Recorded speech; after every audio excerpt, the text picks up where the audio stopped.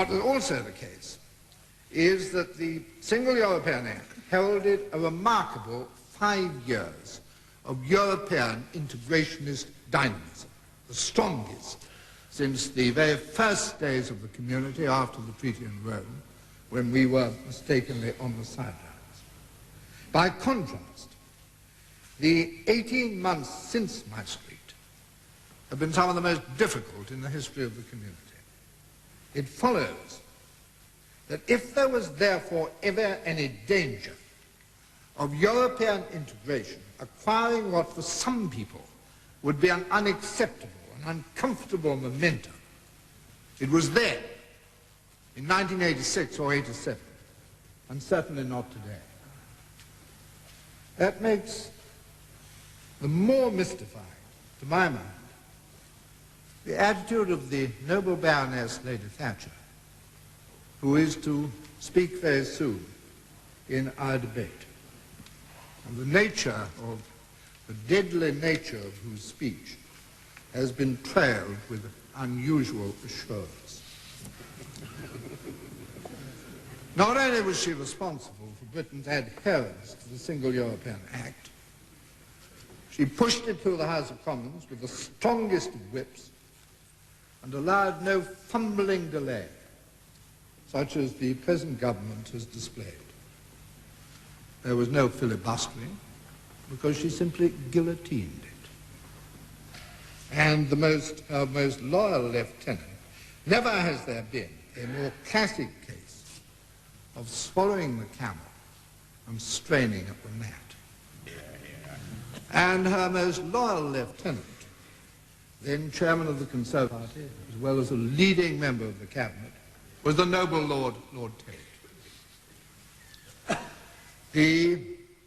So they both have a history of dealing with European legislation, which makes anything that the noble Lord Wilson of Revo did in the 1970s a model of consistency. Then we have their now chosen instrument of the referendum. This is a subject, my lords, which is engraved on my heart. For 21 years ago, I resigned from the deputy leadership of the Labour Party on this issue. A position which in those days, when Labour was still a party of government, was not without its prospects. And I did so because I thought that this discreditable tactical switch to advocating a referendum was unacceptable. The noble Lords Lord Thompson of Montefiore, Lord Lever of Manchester, Lord Rogers of Quarry Bank, Lord Owen indeed, and several others not in your lordship's house, resigned with me. But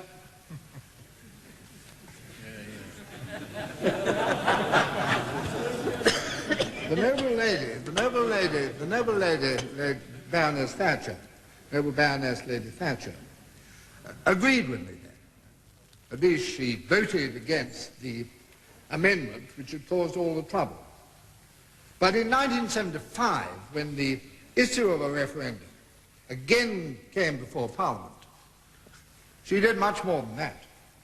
In speaking against the referendum bill, she quoted with approval a 1945 statement of Lord Attlee's, which said that the referendum was a device alien to all our traditions, which has only too often been the instrument of Nazism and fascism. That was rather an extreme view,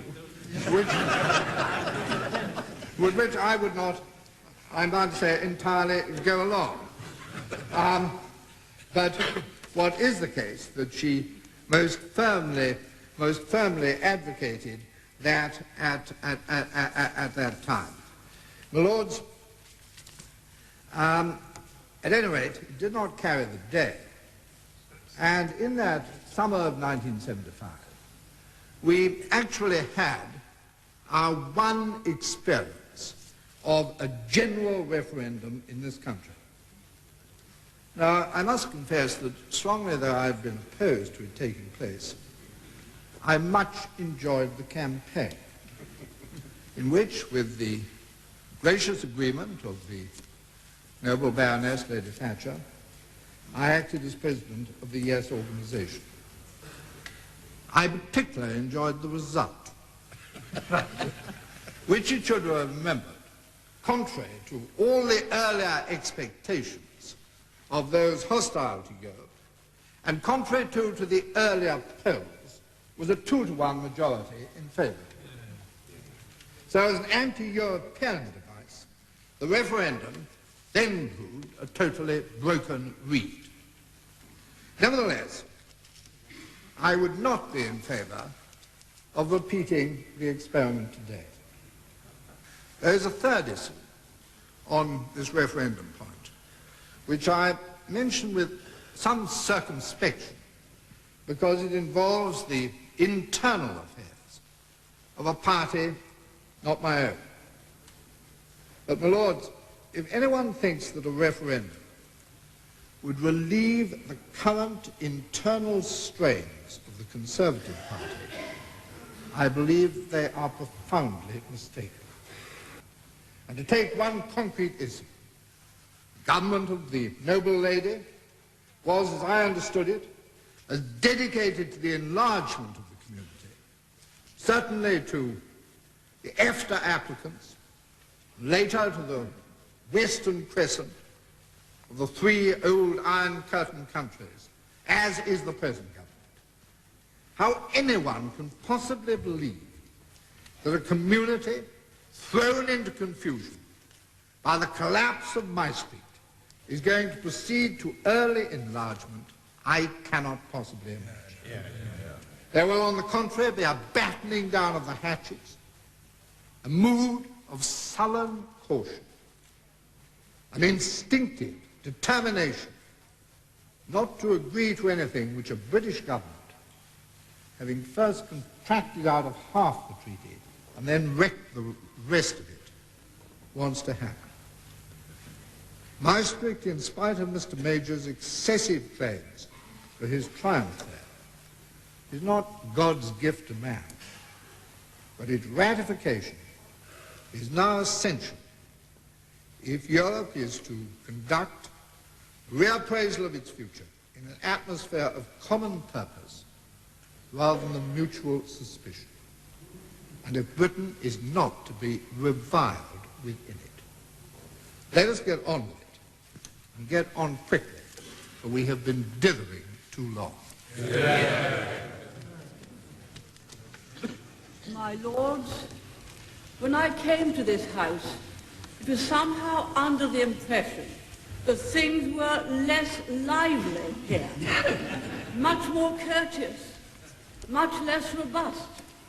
I find it is not so, and I am delighted. May I make 1 or 2 remarks first about what my noble friend the Lord Privy Seal said. He referred very much to the importance of trade and said that Europe was an excellent export market for us. We are, of course, even a better import market for the rest of Europe. And we have a great deficit on trade, I'm afraid, ever since we entered. The answer is not in the Maastricht Treaty. The answer is for Europe to negotiate firmly and quickly under the GATT Treaty, which negotiations Europe is at present holding up. It is stopping the very thing that we need. May I also say to the noble Lord Hillhead, would he do me the honour of reading through that speech to the end, when you'll see that I said perhaps Lord Attlee was right, but there was a place for a referendum in matters which is when it's the only way of putting an important single constitutional issue to the people. Otherwise, having 2 main parties, we vote on general manifesto. There's no way of putting an important constitutional issue except by referendum, which of course is why we have a referendum in Northern Ireland, why we had a referendum for Scotland and Wales, because they were constitutional issues. Now, I agreed with so very much of what my noble friend, the Viscount Tomley Pandy, said.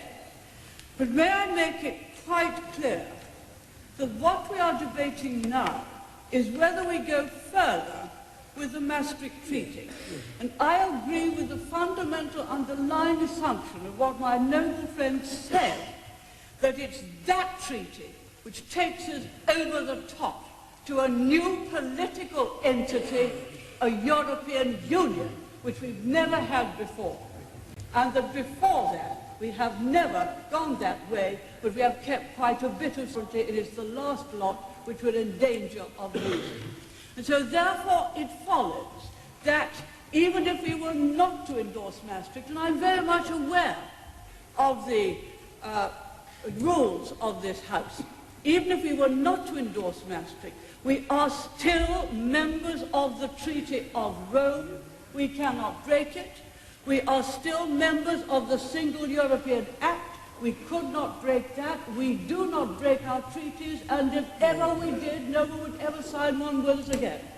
So even if we did not endorse Maastricht, we're still part of Europe. And of course, if we did not, it's the others that would have to reconsider matters and go ahead. I myself firmly believe that there are more important matters going wrong with Europe, which we should consider at the moment as something to the court, are very much to our distaste, something with majority voting. We should be considering some of those things rather than having this treaty, which is a fundamental change forward.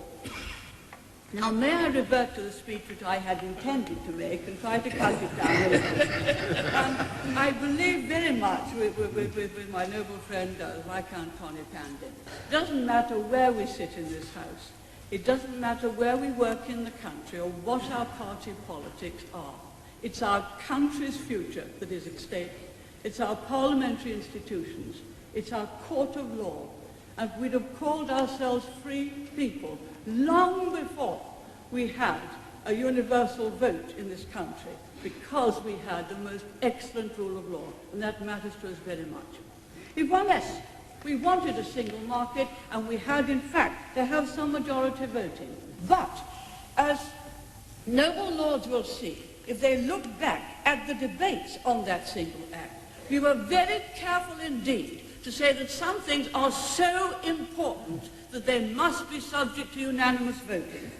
Those were, and I quote, fiscal provisions, free movement of persons, and the rights and interests of employed persons. All of those require unanimous voting, and also for other things where we didn't have unanimous voting but majority voting, we kept intact the Luxembourg Compromise. My noble friend Lord Howe gave those assurances. My noble friend the Baroness Chalker gave even firmer assurances, if she looks back, than the ones I have given. But we had these assurances. And, let it be said, we believed that the Commission would honour those assurances. We believed that they would honour the unanimity that is in the Act. They didn't. We believed that they would not pile on excessive regulations because of the extra cost to industry, and if we were to compete in the world, that was a very silly thing to do. They did pile on extra regulations. Our good faith in them was not justified, and it's written on my heart. Finally, the referendum. My lords, no elector in this country has been able to vote against Maastricht. None. It has been impossible to do so. And I think when one looks at the extent of the powers that are being handed over, it is disgraceful if we deny them that opportunity. Well, yet we waited, I must say, with bated breath for both Danish referenda. They, poor people, were bullied out of their first decision. So much for the unanimity rule. Further, in the other place, less than half the honourable members voted for the treaty. The electorate haven't been able to vote. Half the honourable members in the other place, less than half, 292 out of some 650, voted for the treaty. We are in the Rome Treaty. We are in the Single European Act. We stay there. I believe that to hand over the people's parliamentary rights on the scale of the Maastricht Treaty without the consent of the people in a referendum would be to betray the trust as guardian of the parliamentary institutions, of the courts and of the Constitution, to betray the trust they have placed in us.